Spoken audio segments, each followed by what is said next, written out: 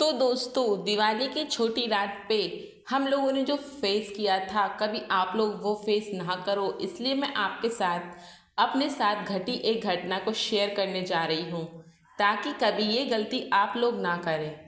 दिवाली की रात जब हम लोग, मैं और मेरी दोस्त, दिवाली के लिए मिठाई बांटने अपने एक दोस्त के घर गए थे, तो वहाँ पे हम लोगों के साथ एक ऐसी घटना घट गई जिसका ना कभी हमने सोचा था, ना कभी हम उसका अंदाज़ा लगा सकते थे।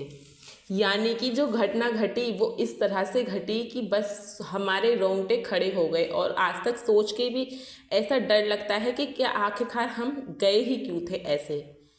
तो जो मैं आज आपको बताने जा रही हूँ, आप लोग थोड़ा ध्यान से सुनना, क्योंकि ये सत्य घटना है जो मेरे और मेरी सहेली के साथ घट चुकी है। दिवाली पर अक्सर ऐसा होता है कि आप लोग भी अपने मेहमानों के घर मिठाइयाँ बांटने जाते हो। ऐसे ही मैं और मेरी दोस्त हमारी दोस्त के घर पे मिठाई बांटने गए थे, और उस रात जो हमने फेस करा उसको बाप रे सोच कर ही हमारे दिमाग में बस वो चीज़ घूमती है कि ऐसा भगवान किसी के साथ ना करे। आप समझ सकते हो कि ऐसी क्या घटना हम लोगों के साथ घटी होगी, जिसे सुनकर हम लोग खुद दंग रह गए, और हम लोगों को आज भी उस चीज़ को सोचने में डर लगता है कि ऐसा हमारे साथ ज़िंदगी में कभी ना घटे। तो ये बात है दिवाली वाली रात की करीब 9 बजे करीब की बात। तो मैं और मेरी दोस्त, जिसका नाम भावना था, वो मेरे घर के पीछे ही रहती है। वो मेरी बचपन से बेस्ट फ्रेंड रही है, और हम दोनों एक साथ ही जाते थे। तो हम दोनों दिवाली वाली नाइट में अपनी फ्रेंड के घर पे मिठाई देने के लिए गए थे, क्योंकि दोस्तों के घर पे जाना अच्छा रहता है, और आखिरकार दिवाली वाले दिन तो सब जाते ही हैं। तो जब हम लोग अपनी दोस्त के घर मिठाई बांटने गए, तो हमारे साथ वहाँ पे ऐसा हादसा हो गया कि हम वहाँ से लौटते हुए भी डर रहे थे। करीब 9 बजे करीब भावना मेरे घर आई थी, और उसकी स्कूटी पर बैठकर मैंने भी अपने घर से मिठाई ले ली थी, और वो भी अपने घर से मिठाई लेकर आई थी। और हम लोग परफ्यूम लगाकर गए थे, और खुले बाल परफ्यूम लगाकर, सेंट लगाकर, मेकअप कर कर, हर चीज़ कर कर हम लोग अपनी दोस्त के घर गए। जैसे कि आप लोग भी तैयार होते हैं दिवाली पर, वैसे ही हम लोग भी सेम रेडी हुए, लेकिन हमें नहीं पता था कि हमारा वो रेडी होना इतना भारी पड़ जाएगा हमारे लिए।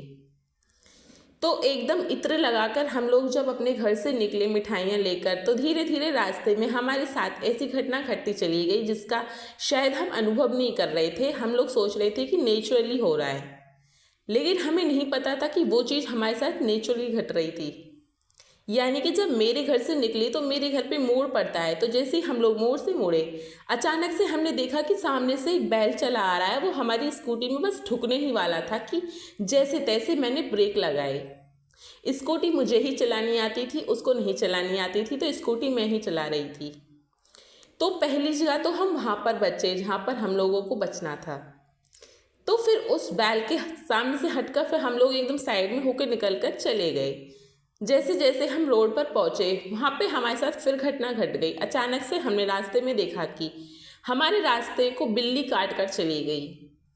लेकिन हम लोग तो समझ गए थे कि अब शायद जाना ठीक नहीं है। मैं मना भी कर रही थी उससे कि भावना चल रहने देते हैं, आज तो इतनी सारी घटना घटती जा रही हैं, क्यों ना हम कल चले जाएं। तो जो हमारी दोस्त थी उसका नाम हिमांशी था, और उसका घर हमारे घर से थोड़ी काफ़ी दूरी पर था। तो मैंने भावना को समझाया कि बिल्ली का काटना ऐसे शुभ नहीं होता है, लेकिन वो नहीं मानी, और हम लोग वहाँ से चल दिए। अब जब बिल्ली रास्ता काट गई, तो उसके थोड़ी सी दूरी पर चलने के बाद हमारे साथ फिर घटना घट गई, जिसका मैं सोच रही थी कि शायद ये उस वजह से ही घट रही है कि जो बिल्ली हमारे सामने से निकल कर गई है। लेकिन भावना उस चीज़ को नहीं चलने दे रही थी। वो बोल रही थी कि कोई दिक्कत नहीं है, तू चलना, दिवाली पर ऐसे होता रहता है। अब मैं भी उसके बातों में आ गई और मैं चल दी। तो स्कूटी तो मैं ही चला रही थी। जैसे ही हम लोग थोड़ी आगे पहुँचे, तो वहाँ पे फिर मेरा एक्सीडेंट होने से बचा, और मैंने उससे कहा कि क्या है, तू बदतमीज़ है क्या, हमारी 3 जगह पर टकरार हो चुकी है ऐसी। मैं नहीं चाहती आज के दिन कोई ऐसी घटना हमारे साथ घट जाए, हम घर वापस चल रहे हैं। तो उसने कहा कि यार चलना प्लीज़, तुझे मेरी कसम है। ऐसे करके वो मुझे बहका कर ले गई। फिर हम लोग जैसे जैसे पहुंचते गए, हिमांशी के घर के पास पहुंचे, तो हम लोगों ने वहाँ पे देखा कि कुछ लड़के ग्रुप बनाकर वहाँ पे खेल रहे थे, और हम लोग जैसे वहाँ से निकल रहे थे तो वो लोग हमें अजीब तरीके से देख रहे थे, जैसे उनकी आंखों में कुछ लाइटिंग जल रही हो। लेकिन हम लोगों ने ध्यान नहीं दिया और हम लोग वहाँ से निकल गए। और जैसे हम हिमांशी के घर पहुँचते हैं तो वहाँ पे देखते हैं कि वहाँ पूरी गली भी सुनसान पड़ी है और हिमांशी के घर पे भी कोई नहीं है। तो हम लोग अंदर जाते हैं, गेट खटखटाते हैं, लगभग 5 मिनट तक कोई नहीं आता है। फिर हम कॉल करते हैं तो हम पूछते हैं हिमांशी कहाँ पर है। तो वो बोलती है कि मैं बस पड़ोस में मिठाई देने के लिए आई हूँ, तुम लोग घर में अंदर जाके बैठो। फिर हमने कहा कि आंटी है क्या अंदर, तो उसने कहा नहीं मम्मी भी साथ आई है, बस अंदर जाके बैठो, मैं 5 मिनट में आई। तो इतना सुनते ही हम लोग उसके घर में एंट्री कर लेते हैं और हम वेट कर रहे होते हैं उसका कि वो कब आए और कब हम उसको मिठाई देकर यहाँ से निकलें। क्योंकि उस टाइम पे मैं डर चुकी थी कि इतनी घटना मेरे साथ घट चुकी हैं और ये पता नहीं भावना को तो क्या ही हो गया है। फिर उसके बाद में जब हम अंदर गए तो वहाँ पे मेज बिछी हुई थी और मिठाइयाँ जैसे लगाते हैं घर में वैसे ही मिठाइयाँ लगी हुई थी। तो फिर अचानक से मैंने वहाँ से एक मिठाई उठाकर खा ली और मेरे इतनी समझ नहीं रही कि ऐसे मैं क्यों खाऊं। पता नहीं शायद मेरा माइंड डाइवर्ट कर दिया था या फिर कुछ और चीज़ थी जिसकी वजह से मेरे ध्यान में ही नहीं गया कि मैं ये मिठाई ना खाऊं और मैंने वो मिठाई वहाँ से उठा के खा ली। और सेम ऐसे ही भावना ने किया, वहाँ से एक मिठाई उठाकर खा ली। वो मिठाई वाइट कलर की थी और उसमें अंदर कुछ रेड कलर का मिक्सचर पड़ा हुआ था, लेकिन हमें तो शायद ऐसे ही लग रहा था कि मिठाई गेस्ट के लिए रखी हुई है। लेकिन भाई साहब उसके बाद जो हमारे साथ घटा, उसके बाद हम दोनों के रोंगटे खड़े हो गए और हम दोनों स्कूटी उठाकर वहाँ से इतनी तेज भागते हैं। तो उसके बाद में मिठाई खाने के ठीक 5 मिनट बाद हम फिर हिमांशी को कॉल करते हैं कि तू आ रही है।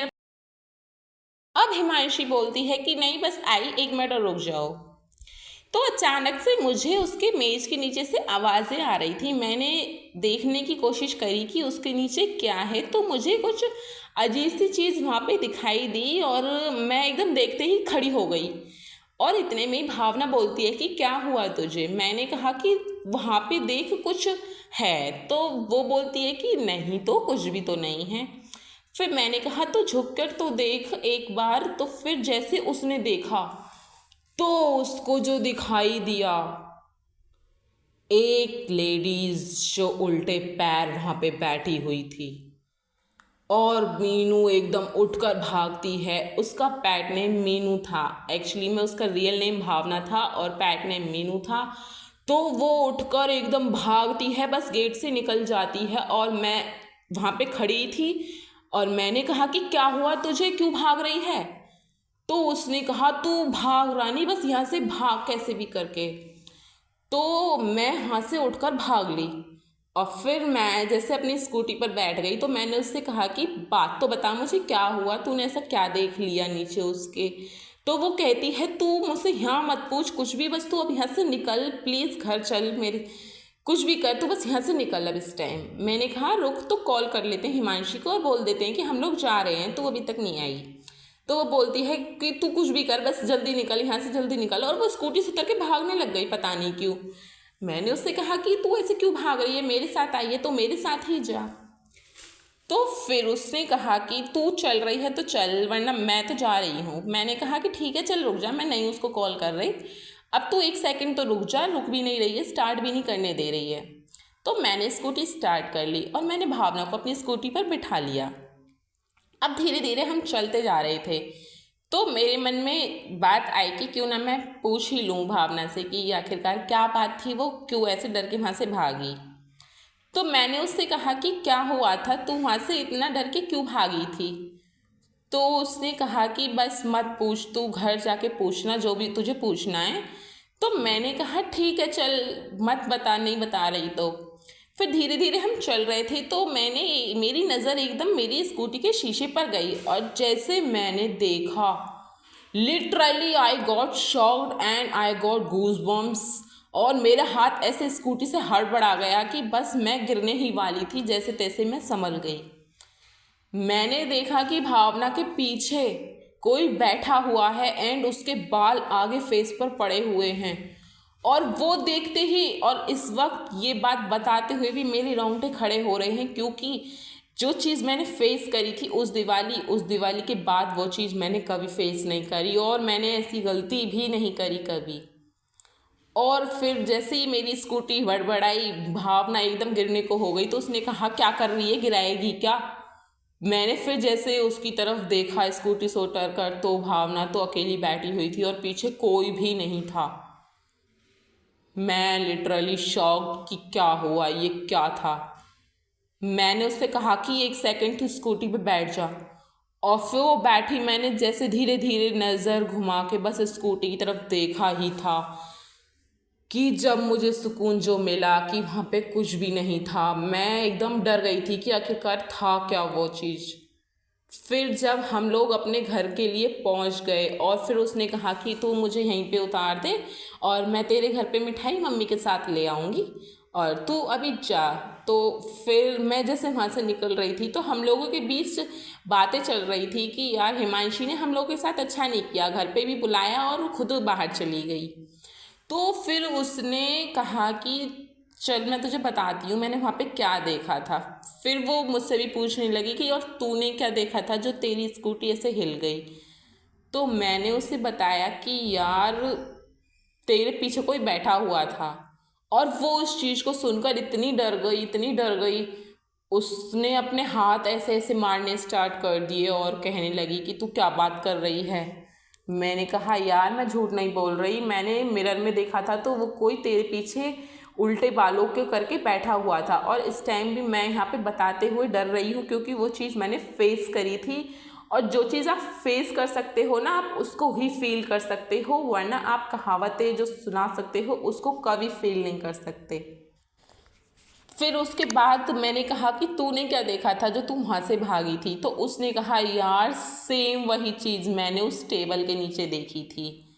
एंड लिटरली मैं और भावना इतने शॉक्ड थे कि हमारे साथ आखिरकार घटा क्या था, वो चीज़ क्या थी जो हम लोगों को दिखाई दे रही थी। एंड हम उस टाइम पर काफ़ी छोटे छोटे थे, तो बस हम लोग उस चीज़ को देखकर इतना डर गए थे कि दिवाली के बाद ना हम लोग कभी इधर उधर गए, और गए हैं तो बस अपने साथ ये माचिस वगैरह ज़रूर लेकर गए हैं, क्योंकि इस दिन में इतनी नकारात्मक ऊर्जाएं घूमती हैं जो आपके साथ आपकी स्कूटी पर चल देंगी और आपके साथ आपके कंधे पर भी बैठ जाएंगी और आपको पता भी नहीं चलेगा। और आप अगर इन चीज़ों से बचना चाहते हो तो दिवाली की नाइट सिर्फ इतना ही करना कि अपने साथ हींग लेकर चलना या फिर अपने साथ माचिस लेकर चलना, या 2 लहसुन की पुती जो कि कुल 5 रुपए की भी नहीं आती, उन चीज़ों को आप अपने साथ लेकर चलना। क्योंकि मैंने तो वो चीज़ फेस कर ली, लेकिन मैं नहीं चाहती कि आप वो लोग कभी फेस करो। तो बस मैं यही बताना चाहती हूँ कि दिवाली की नाइट जो होती है वो कितनी ख़तरनाक नाइट होती है, और ऐसे में निकलना खुले बाल और मेकअप, परफ्यूम और इत्र लगाकर ये आपके लिए हानिकारक हो सकता है।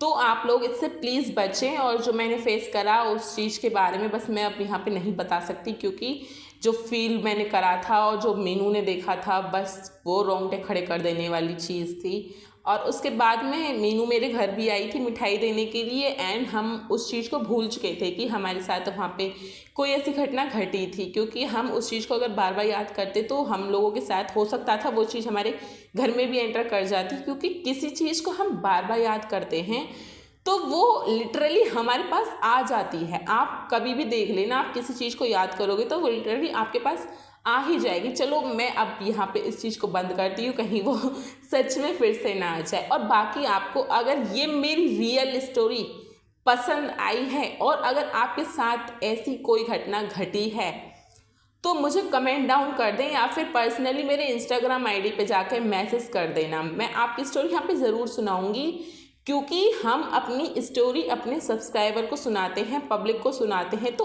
उस चीज़ से उन लोगों को भी कुछ फ़ायदा होता है। क्योंकि उन लोगों को भी इस चीज़ से ये पता चल जाता है कि हमें वो चीज़ अब नहीं करनी है।